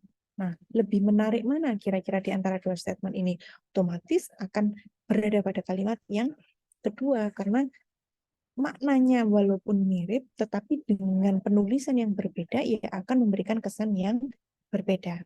Itu yang kemudian kita sebut dengan copywriting. Dan ini susah adik-adik ya. Saya sendiri kadang bikin suatu kata-kata untuk iklan yang kita ini lagi ngiklan, tapi kayak nggak ngiklan, itu PR banget. Gitu. Makanya biasanya kalau di organisasi atau di perusahaan itu memang nanti akan dipecah-pecah gitu. Bagian desain siapa, website siapa, bagian copywriting misalkan, atau di sosial medianya siapa, karena itu spesifikasi pekerjaan yang berbeda-beda begitu. Karena apa ya? Karena itu tadi tantangannya berbeda ya. Jadi copywriting ini adalah bagian dari kita untuk support kita agar untuk mempermudah ngiklan kita agar nggak begitu kelihatan terlalu ngiklan gitu ya. Atau kalau yang kita awal bilang tadi adalah soft selling, bagaimana kemudian kita menjual barang nggak kelihatan terlalu memaksa, nggak kelihatan terlalu menjual banget, tetapi ya sebenarnya kita lagi ngiklan gitu. Itu yang kemudian disebut dengan copywriting dan soft selling ini. Cara menerapkan digital marketing gimana, Bu? Yang pertama adalah bikin website, nanti teman-teman akan diajari bikin blog, landing page, medsos. Nah, keempatnya ini nanti akan kita pelajari secara detail di bab pemasaran digital atau di digital marketing, di kelas digital marketing ini. Nanti teman-teman akan diajari bagaimana membuat website yang sesuai, kemudian bagaimana membuat agar website kita menjadi di laman pertama, seperti itu. Itu nanti akan diajarkan pada kelas pemasaran digital ini. Sehingga kembali lagi bahwa ketika kita bicara tentang digital marketing, kita nggak hanya bicara tentang sosial media, tetapi teman-teman juga akan belajar bagaimana website, blog, landing page, dan seterusnya. Tujuannya apa sih digital marketing itu? Ya ini, tujuannya adalah traffic yang tertarget. Traffic itu apa? Traffic itu adalah kunjungan. Apa sih sebenarnya yang kita cari ketika kita sedang melakukan pemasaran digital? Kan kita ingin orang itu banyak datang ke platform kita kan? Datang ke website, datang ke sosial media, begitu. Yang tertarget itu yang seperti apa? Yang berkualitas itu yang seperti apa? Orang yang datang ke website kita, kemudian dia akan melakukan pembelian. Poinnya nanti di sini. Nah, ini kita kenalan dulu nih sama yang namanya marketing funnel, corong. Kalau teman-teman lihat di corong, ada saya tulis 1, 2, 3, 4, 5, 6. Ini dari luas menjadi semakin mengerucut. Ya. Dari 10.000 orang yang melihat, misalkan yang mengunjungi website kita, dari 1.000 orang yang mengunjungi sosial media Instagram kita, apakah 1.000 orang itu akan membeli produk kita? Enggak loh, pasti hanya akan sepersekian persennya aja. Nah, sehingga kemudian marketing funnel ini adalah cara untuk menjelaskan bagaimana sih tahapan yang dilalui oleh pelanggan sebelum dia melakukan pembelian. Jadi mulai dari awareness, kesadaran dia terhadap produk, sampai kemudian dia akan membeli produk kita. Ada di sini. Nah, kenapa kemudian kita perlu memahami? Karena kita bisa tahu tentang pelanggan, tentang produk, kemudian dia mau membeli produk tersebut, ya dari sini tahapannya itu tidak langsung. Nah, misalkan ini tadi yang saya bilang, kalau dari follower kita ada 1000 misalkan, apakah 1000 itu semuanya akan langsung menjadi pembeli? Nggak mungkin. Karena ada orang yang sekedar follow karena penasaran, atau dia follow karena ya menurut dia produknya menarik tapi enggak beli sekarang, buat nanti kalau butuh, kayak gitu. Atau dia berkunjung ke websitenya ya sekedar hanya kepo melihat iklannya, tapi ya enggak beli. Nah, ini kalau teman-teman lihat, dari 10.000 orang yang tahu tentang produk kita, yang mau melihat kita di sosial media atau di website kita itu paling hanya 1/10-nya. Atau kalau dari 10.000 orang yang tahu, misalkan hanya 1.000 orang yang mau lihat profiling kita di sosial media atau digital marketing lainnya, di website dan seterusnya. Dari 1.000 orang ini paling 3% yang kemudian dia mau order. Ya, coba diamati angkanya. Dari 10.000 orang yang tahu, ternyata yang beli cuma berapa, Dik? Cuma 30 orang. Padahal yang tahu produk kita berapa? 10.000 orang. Makanya kemudian sering disebut dengan marketing itu hanya sekedar angka. Marketing is just a number. Maksudnya apa? Yaitu kalau kita kepingin yang order ini banyak, maka PR kamu adalah ini, perbanyak orang yang melihat dan tahu tentang kita. Kalau kita hanya mengandalkan pemasaran offline, kita hanya membagikan brosur saja, apakah mungkin dalam 1-2 hari kita memberikan brosur untuk 10.000 orang sehingga 10.000 orang akan tahu? Hampir nggak mungkin.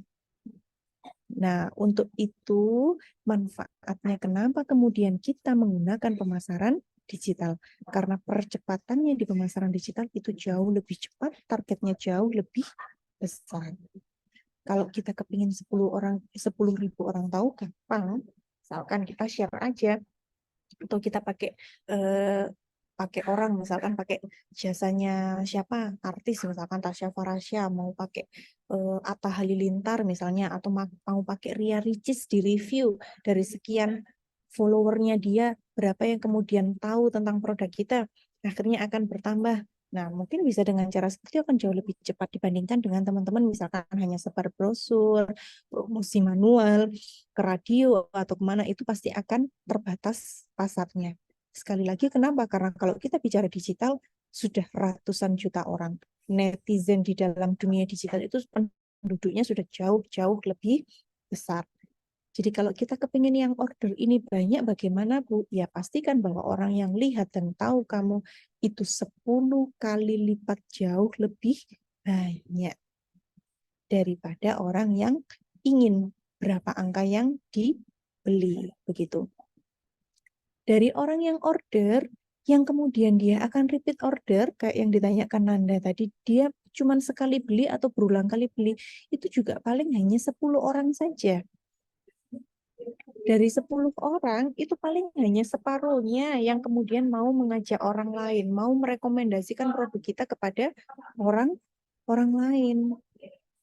Nah, sehingga yang disebut dengan sales funnel, marketing funnel adalah ketika kita mau membesarkan jumlah angka yang ada di paling bawah, maka ya tingkatkanlah orang yang tahu tentang produk kita, banyakkanlah orang yang melihat produk kita, dan tambahkan orang yang order atau membeli produk kita. Sehingga yang repeat dan mau mengajak orang lain, ya otomatis angkanya akan semakin bertambah. Ya, jadi itu basicnya kita melakukan pemasaran digital adalah untuk sebesar-besarnya membuat orang aware, sadar, tahu dan melihat tentang produk yang kita jual.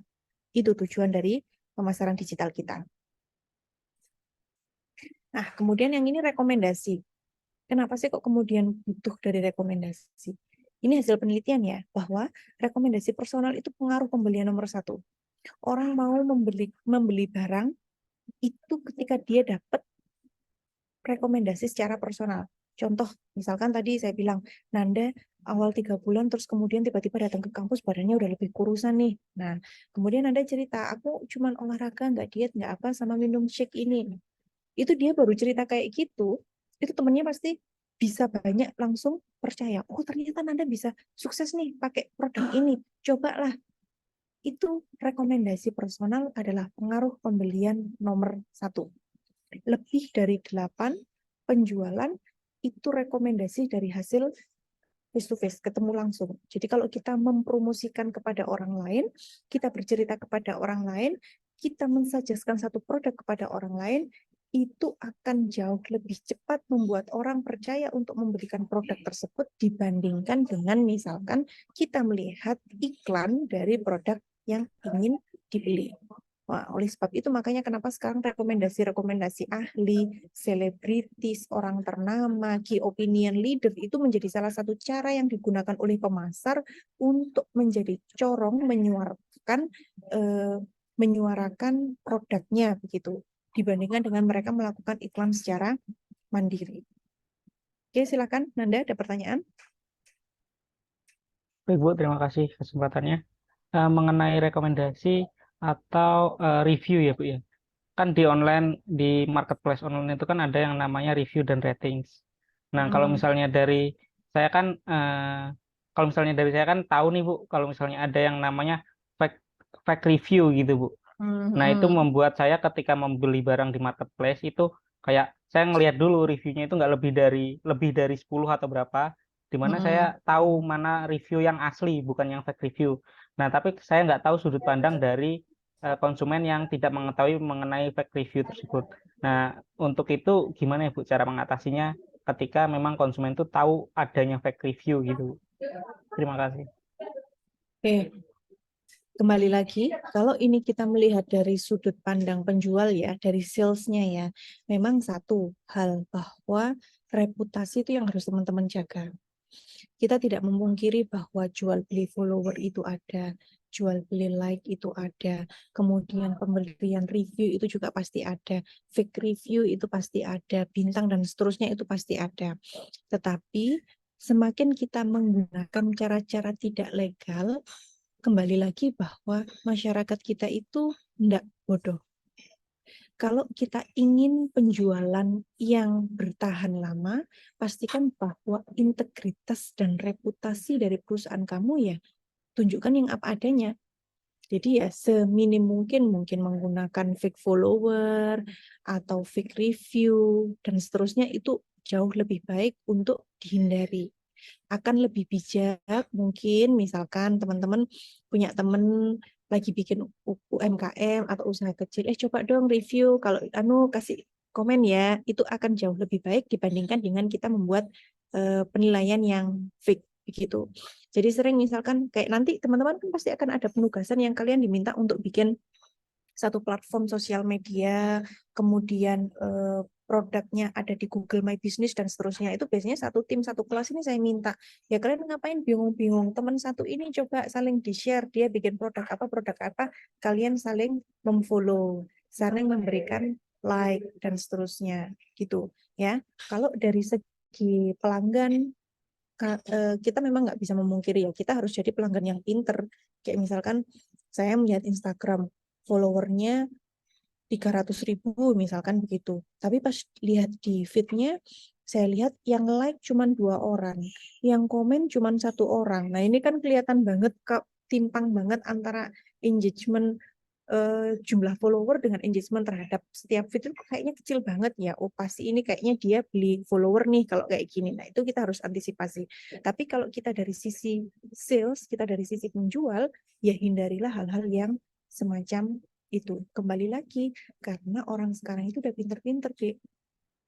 Kayak tadi yang saya bilang, kita overclaim aja, itu netizen bisa mencarikan data sumber, foto, dan seterusnya dengan sangat lengkap dan detail loh. Bahwa ini nggak benar, ini tidak dilakukan, nggak ada. Kayak tadi yang saya cerita tentang Paris Fashion Week, dia sampai menunjukkan bahwa di Paris Fashion Week itu pesertanya brand makeup ini tuh nggak ada gitu. Jadi dia bukan peserta Paris Fashion Week, tapi dia melakukan show pada saat momen Paris Fashion Week, tapi bukan menjadi. Nah itu kan akhirnya jadi kita sendiri yang bumerang bagi produk kita gitu. Yang awalnya kita ingin menunjukkan kehebatan, wah pada akhirnya justru itu menjadi bumerang yang menjelekkan produk kita sendiri. Nah, itu yang harus diantisipasi karena kembali lagi tidak ada customer pelanggan itu yang ingin dibodohi.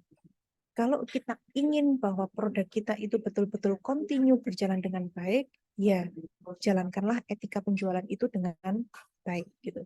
Kalau dulu etika bisnis itu kan pasti ada ya, kita berkata dengan sesuainya, atau kita, teman-teman tahu nggak ada 2 produk salad yang kemarin baru rame itu, semangka melon gitu ya, yang awalnya dia mau mereview jelek produk lain, tapi ternyata justru itu jadi bumerang bagi produknya dia sendiri. Malah akhirnya dia yang jelek, malah akhirnya dia yang hancur. Nah, itu yang harus diantisipasi ya.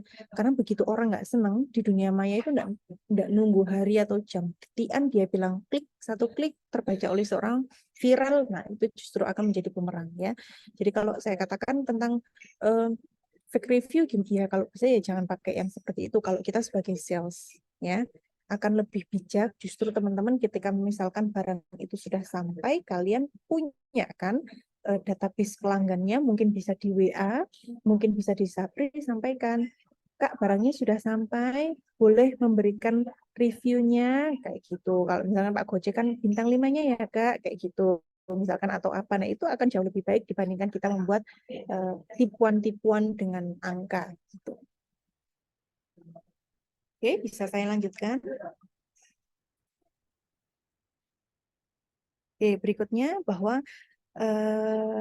rekomendasi itu terbesar dipengaruhi teman, keluarga, dan poin terakhir ini valid no debat ya. Wanita lebih mudah dipengaruhi, ya iyalah, ibu-ibu dikasih promo panci sudah nggak pakai mikir apa udah pasti iya. Atau teman-teman yang cewek-cewek dikasih lipstick atau apa udah temennya bilang ini lipstiknya enak loh, nggak pakai sehari 2 hari besok langsung check out, besok langsung beli gitu ya. Karena kembali lagi perempuan adalah sosok yang sangat mudah sekali terpengaruh ya. Jadi memang rekomendasi untuk di perempuan itu jauh lebih besar, walaupun ternyata teman laki-laki pun juga memiliki peran besar untuk rekomendasi, tapi memang yang terbesar itu adalah perempuan yang lebih mudah untuk dipengaruhi gitu ya. Jadi kita mempengaruhi perempuan itu jauh lebih mudah dibandingkan dengan laki-laki. Tapi secara garis besar bahwa setiap pembelian semuanya pasti akan memerlukan rekomendasi. Jadi rekomendasi adalah hal yang sangat penting. Nah, ini tadi marketing funnel, contohnya awareness, orang mulai sadar 10.000. Kalau tadi angkanya 10.000 orang mulai sadar nih bahwa ada produk kita dengan hashtag profil rekomendasi. Kemudian dari melihat produknya dia mulai tertarik nih, kecil lagi, dari yang 10.000 tahu mungkin hanya 1.000 yang tertarik. Dari 1.000 yang tertarik mungkin hanya 500 yang mempertimbangkan, kayaknya kepengen beli deh, misalkan begitu.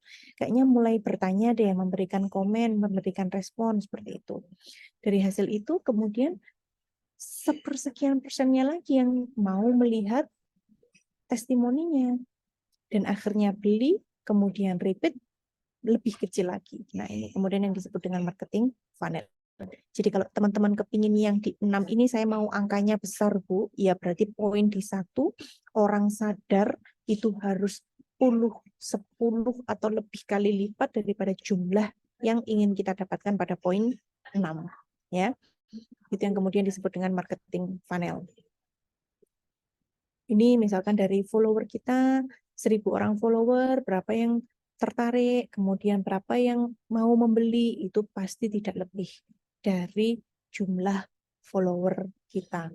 Maka kalau kita kepingin banyak yang membeli, ya followernya harus banyak, traffic websitenya harus tinggi, semuanya harus naik, seperti itu. Ini, jadi digital marketing mindset itu produknya itu tentang traffic, kemudian dia akan memilih dan akhirnya dia akan melakukan pembelian.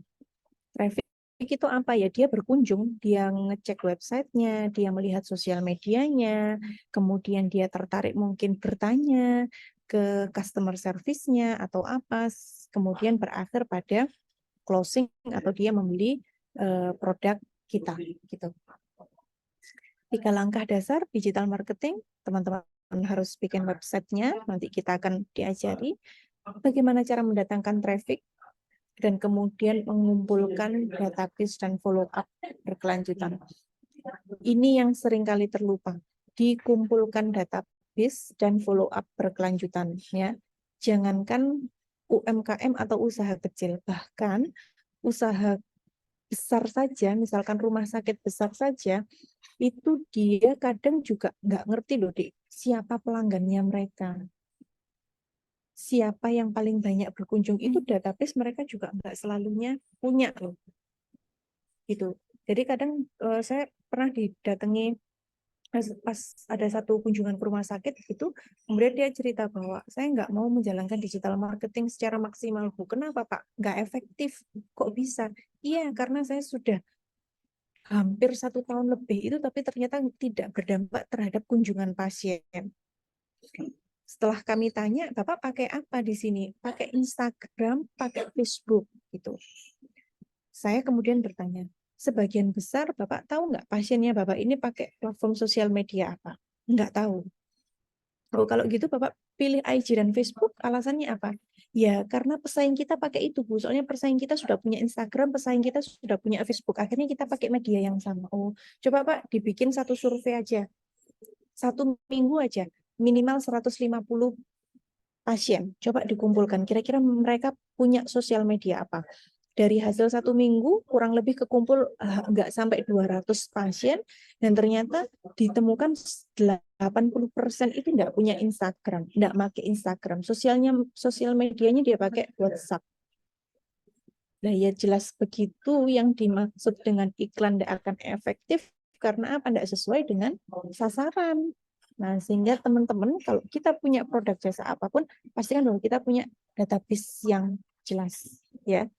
Data pasarnya kita siapa, jumlahnya berapa, targetnya seperti apa, karena itu nanti akan sangat berpengaruh terhadap kita mendatangkan traffic dan dalam membuat konsep website maupun landing page di pemasaran digitalnya. Kemudian bagaimana cara mendatangkan traffic? Ini ada yang organik, ada juga yang berbayar. Kalau organik ya pakai FB, Instagram, YouTube, LinkedIn, kemudian artikel, blog. Kalau yang berbayar ya ada Facebook Ads, ada Instagram Ads, YouTube, Google Ads, dan seterusnya. Kalau memang ada dananya ya bisa pakai yang berbayar. Kalau dananya masih pas-pasan, Bu, ya pakai yang organik. Tapi memang biasanya yang organik ini perjalanannya jauh lebih butuh waktu ya. Lebih butuh waktu gitu, karena ya itu tadi yang alami sama yang instan itu kan pasti lebih cepat progresnya yang instan. Tapi biasanya kendalanya kalau usaha kecil ya karena kita nggak ada dananya, Bu, nggak ada dana pemasaran, masih terbatas dan seterusnya, ya sudah bisanya pakai organik ya pakai yang organik. Cuman kalau bisa yang berbayar tentunya itu akan mempercepat akselerasi untuk penjualan produk kita. Di sini ada digital diamond concept. Jadi kalau kita bicara tentang sosial media, itu menyangkut banyak hal, mulai dari siapa targetnya, karakteristiknya bagaimana, apa yang mereka minati itu apa, yang kemudian kesemuanya itu akan berpengaruh terhadap jembatan kita membangun iklan. Contoh, kalau teman-teman itu target produknya ibu menyusui, misalkan teman-teman menjual produk multivit untuk memperlancar ASI misalkan begitu ya. Ya, pasti carilah konten atau hal-hal yang kira-kira disukai sama ibu-ibu. Kalau teman-teman jual produk, misalkan jual kaos jersey-nya bola, oh berarti ya pasarnya kan kebanyakan cowok tuh, cowok muda. Apa yang disukai oleh cowok-cowok muda? Jangan kebalik, misalkan jualnya produk jersey, kemudian nanti iklan sharingnya berkaitan dengan cara ngasuh anak misalnya, ya kan nggak cocok sama pasarnya. Nah ini sehingga kemudian yang harus kita pahami itu siapa target kita, karakteristiknya apa, dan apa sih hal yang membuat mereka interest atau suka. Sehingga itu nanti akan berpengaruh terhadap strategi iklan kita di sosial media ataupun pada laman pemasaran digital yang lainnya. Manfaatnya dari digital marketing apa? Menjangkau sasaran lebih tepat, efisiensi biaya, lebih personalize ya. Kemudian ada brand awareness, mempermudah evaluasi strategi dan meningkatkan efektivitas. Ya. Jadi yang jelas kalau ada digital marketing lebih personalize itu karena orang akan lebih mudah terkoneksi dengan kita. Makanya teman-teman jangan lupa bahwa sosial media itu bukan selling media. Jadi kalau ada orang yang komen di lapaknya, ada yang nge-like, ada yang bertanya, ya harus respon cepat untuk dijawab. Misalkan teman-teman kadang bikin giveaway atau mungkin bikin polling atau bikin apalah yang meningkatkan interaksi dengan followers itu jauh lebih baik karena ya kembali lagi bahwa ini bukan hanya selling media tapi ini adalah sosial media untuk membangun hubungan kita dengan pelanggan. Ini yang terakhir tentang lean. Jadi ketika kita membangun satu bisnis itu nanti teman-teman akan diajari kembali lagi bahwa ini masih pengenalannya. Tapi nanti teman-teman akan diminta tuh. Jadi kalau kamu mau bikin produk apa, kamu harus tahu problemnya yang dialami itu apa. Misalkan kalau zaman sekarang, dulu sebelum ada Gojek, problemnya apa? Orang sulit lalu lalang. Atau misalkan orang mau keluar jauh harus beli macet begitu. Solusinya apa? Ada GoFood, ada orang yang kemudian Gojek bisa datang langsung, nggak nunggu di pangkal ojeknya, misalnya kayak gitu. Kemudian kita mencari unique value apa sih yang akan kita tampilkan? Cepat, pelayanannya ramah, misalkan. Atau kalau di Aceh itu ada ojek syariah. Kemarin ada kakak tingkat kalian di periode sebelumnya itu dia bikin ojek syariah gitu. Unique value-nya apa ya? Ojeknya khusus perempuan, ada pembatasnya. Kemudian drivernya juga perempuan, begitu sehingga lebih nyaman untuk teman-teman yang perempuan, misalkan harus pulang kuliah malam, kalau pakai Gojek cowok dia takut. Nah itu ada Gojek Syari di Aceh yang dia bikin, itu menjadi bisa satu unique value proposition. Kemudian tentang keunggulannya apa, channelnya apa, segmentasi pasarnya siapa, biayanya apa saja, revenue-nya seperti apa. Nah ini nanti yang akan kita jelaskan secara mendetail pada pertemuan berikutnya ya. Jadi kalau saya wrap up dari pertemuan kita pada siang hari ini, yang pertama yang harus teman-teman pahami adalah digital marketing is not just social media marketing ya. Sosial media itu adalah salah satu bagian dari pemasaran digital, tapi konteks pemasaran digital itu menjadi jauh lebih luas. Kenapa kita harus melakukan pemasaran digital?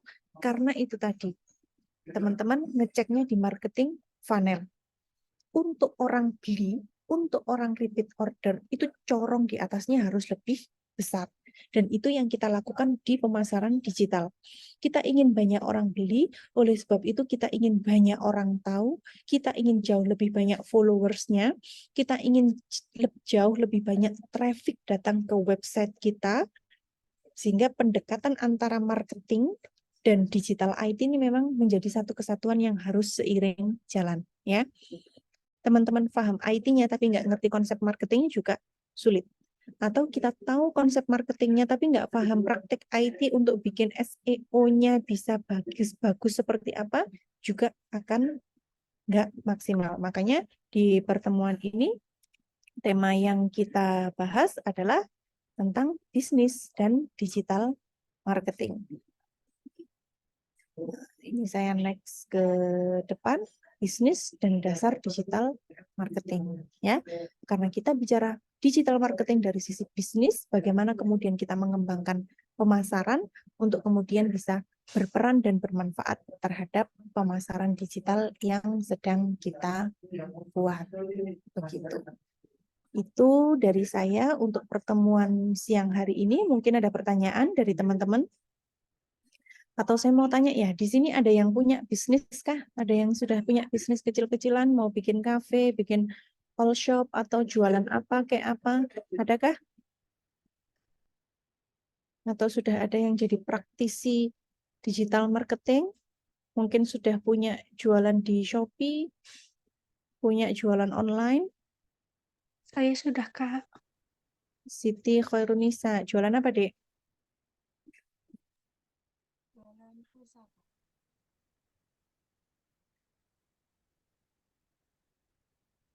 Jualan apa, Siti Khairunisa? Jualan pulsa, PPOB. Pulsa. Oke, Nilam. Nilam jualan apa, Nilam? Nilam jual camilan pedas super, Kak. Camilan pedas. Kamu dari mana? Bali kah? Dari Bumi Ayu. Bumi Ayu. Bumi Ayu itu mana? Bumi Ayu itu di Brebes. Oh, Jawa Tengah. Ya. Tuh. Oke, Nilam. Berarti jualan makaroni-makaroni pedas gitu kah? Iya, bukan hanya makaroni, Kak. Di sini juga ada Macam-macam. beberapa. Iya. Jualnya di Shopee. Di Shopee ada, di website ada, di Tokopedia ada, di Instagram, Hmm. Facebook ada. Apa namanya? Nama yang di mananya, Kak? Di Shopee-nya. Ya. Kalau di Shopee, camilan beras super. Kalau tapi Nilam ini lebih ke websitenya, Kak. Hmm. Oke. Produk sendiri. Iya, Produk sendiri. Oke. Rima Maisaroh, jualan apa? jualan buket, Bu. Di Buket.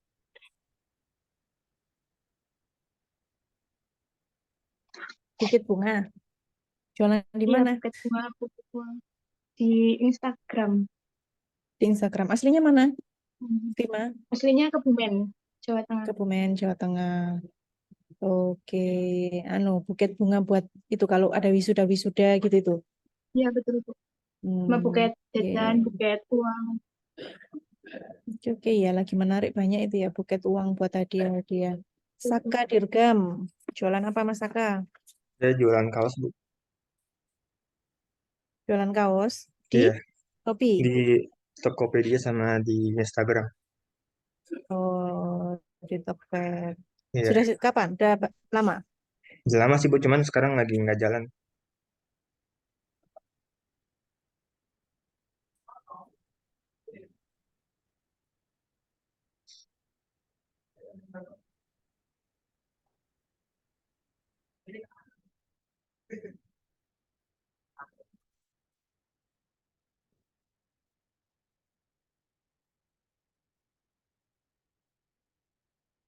Oke.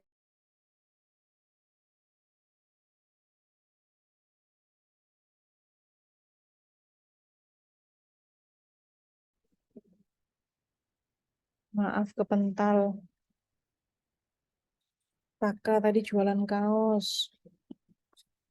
Terus Arifah Nurrahma jualan apa, Dek? Baik Bu, terima kasih untuk kesempatannya.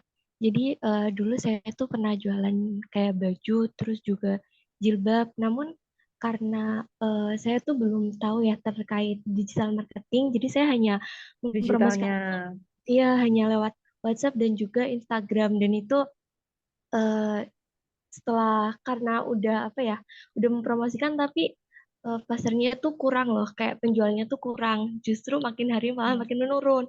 Nah, jadi saya juga minat untuk di sini biar saya bisa ngembangin lagi. Ternyata memang untuk digital marketing itu bukan hanya dari media sosial saja seperti itu, Bu. Ya, semoga nanti setelah ikut kelas ini closing, kemudian nanti bisa dikembangkan lagi ya bisnisnya Arifah ya. Gitu karena Amin. memang menarik banget ya adik-adik. Jadi kita kalau bisa online bisnis sambil kerja offline itu ya sangat-sangat menambah pemasukan kita gitu karena memang kalau enaknya bisnis online itu kan kita nggak terikat dengan waktu ya, kita betul-betul bisa fleksibel, nggak harus secara fisik datang dengan pakaian rapi atau apa. Teman saya juga banyak yang dia punya bisnis yang kayaknya pagi buka laptop, dia ngurusin orderan gitu, masih bisa nyantai sambil di rumah, itu kayaknya bisa asik banget gitu ya. Kalau kita tahu kemudian caranya gimana mengembangkan. Diana Raihanum,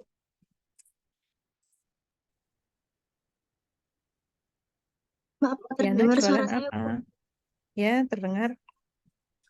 Saya dari sekolah dulu jualan sepatu di Instagram, terus juga di Shopee juga. Tapi semenjak saya semester 3, itu penjualannya itu mulai menurun karena saya kan banyak praktikum, jadi sepatunya itu Nggak fokus.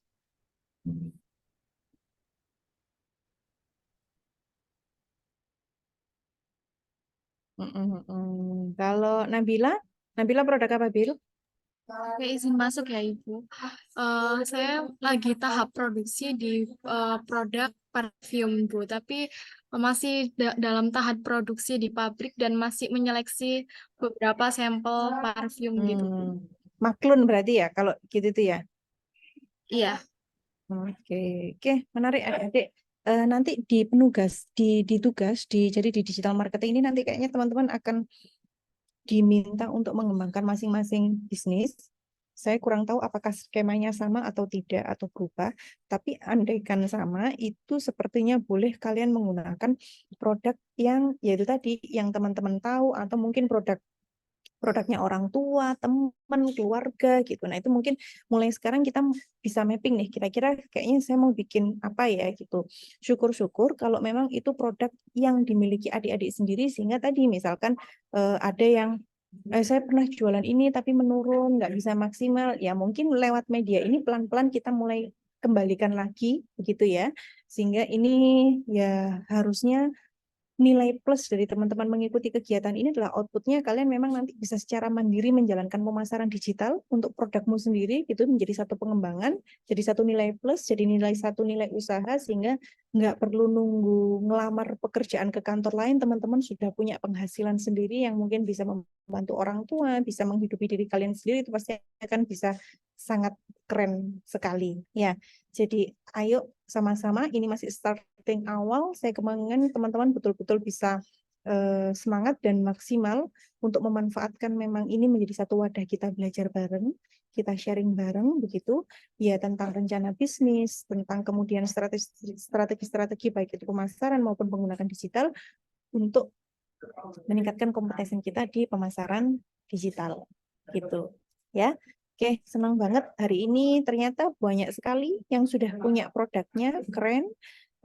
Kalau masalah turun Bu sudah pernah, ya itulah masalah waktu gitu ya. Kalau katanya Pak Dahlan Iskan kan habiskan gagalmu di masa muda. Jadi nanti ketika kita nanti sudah tua, kita sudah punya banyak tabungan pengalaman hal-hal yang nggak nyaman sehingga kita tahu apa yang harus kita lakukan. Ketimbang kita takut memulai, takut berusaha, takut gagal, dan nggak terasa ternyata kita nanti sudah di ujung waktu, sudah tua, sudah mau memulai sesuatu, sudah semakin sulit. Menurut saya sih selagi memang masih muda ya manfaatkanlah untuk gagal, manfaatkanlah untuk jatuh, manfaatlah untuk kecewa karena ya kita perlu belajar nggak sempurna di dalam hidup kita. Gitu ya, nggak selalunya pencapaian itu, dan tadi saya bilang nggak selalunya pencapaian itu dengan IPK, dengan cum laude, dengan apapun, tapi berdayakan diri kalian, manfaatkan diri kalian untuk bisa memberikan impact sebaik dan sebesar-besarnya kepada masyarakat, kepada lingkungan, kepada kedua orang tua terutama, itu pasti akan menjadi jalan kita memudahkan kesuksesan. Gitu. Oke, saya rasa cukup untuk hari ini. Selamat bersiap libur besok. Kalau yang libur ya, kalau saya nggak libur karena besok pagi saya harus bangun pagi untuk upacara, 6:30 pagi harus ke kampus. Nggak tahu nih adik-adik ada yang upacara juga apa enggak. Sekian pertemuan kita, mungkin bisa saya cukupkan ya untuk siang hari ini. Insya Allah nanti kita ketemu pada pertemuan selanjutnya sampai nanti di akhir di bulan Desember. Sukses terus, sukses selalu, semangat belajarnya. Saya berharap ini menjadi satu jembatan kita bersama untuk saling sharing, kolaborasi ya.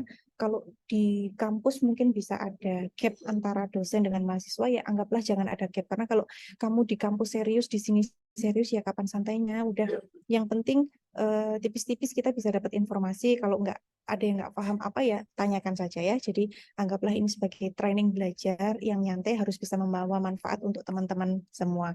Saya nggak mungkin mention nama satu-satu dari 50 orang, tapi senang sekali hari ini bisa ketemu dengan adik-adik. Semoga sukses semuanya. Selamat melanjutkan aktivitas. Kurang lebihnya mohon maaf. Sampai ketemu lagi. Saya akhirkan ya. Wassalamualaikum warahmatullahi wabarakatuh. Waalaikumsalam warahmatullahi wabarakatuh. Terima kasih Bu. Terima kasih Bu. Terima kasih, Miss. Terima kasih Bu. Mohon maaf Bu Sofi, sudah keluar. Oke, baik teman-teman, mungkin sebelum saya tutup kelas hari ini, mohon di Zoom dulu ada beberapa informasi. Jadi karena Sinonya sudah bisa diakses, jadi teman-teman bisa melakukan kegiatan pretest dan post-test, bisa dicek di Sinawonya juga. Untuk tata cara masuk Sinawo, seperti perjas kemarin, tetapi berbeda pada bagian passwordnya. Passwordnya pakai 1, 2, 3, 4, 5, 6, 7. Nanti untuk tata cara lebih lengkapnya, nanti saya share di grup kelas seperti itu. Nah, kemudian juga rekaman ini nanti akan saya share di YouTube dan saya sematkan di Sinawo. Jadi nanti rekaman bisa dicek di Sinawo teman-teman masing-masing. Mungkin itu sih sekian informasi dari saya juga. Sama, oh ya, satu lagi, bagi teman-teman yang memang mengajukan pergantian kelas, nanti bisa langsung menghubungi saya. Ini sekian informasi dari saya. Selamat beristirahat. Wassalamualaikum warahmatullahi wabarakatuh. Salam, Kak. Terima kasih, Kak. Terima kasih, Kak. Terima kasih, Kak. Terima kasih. Kak.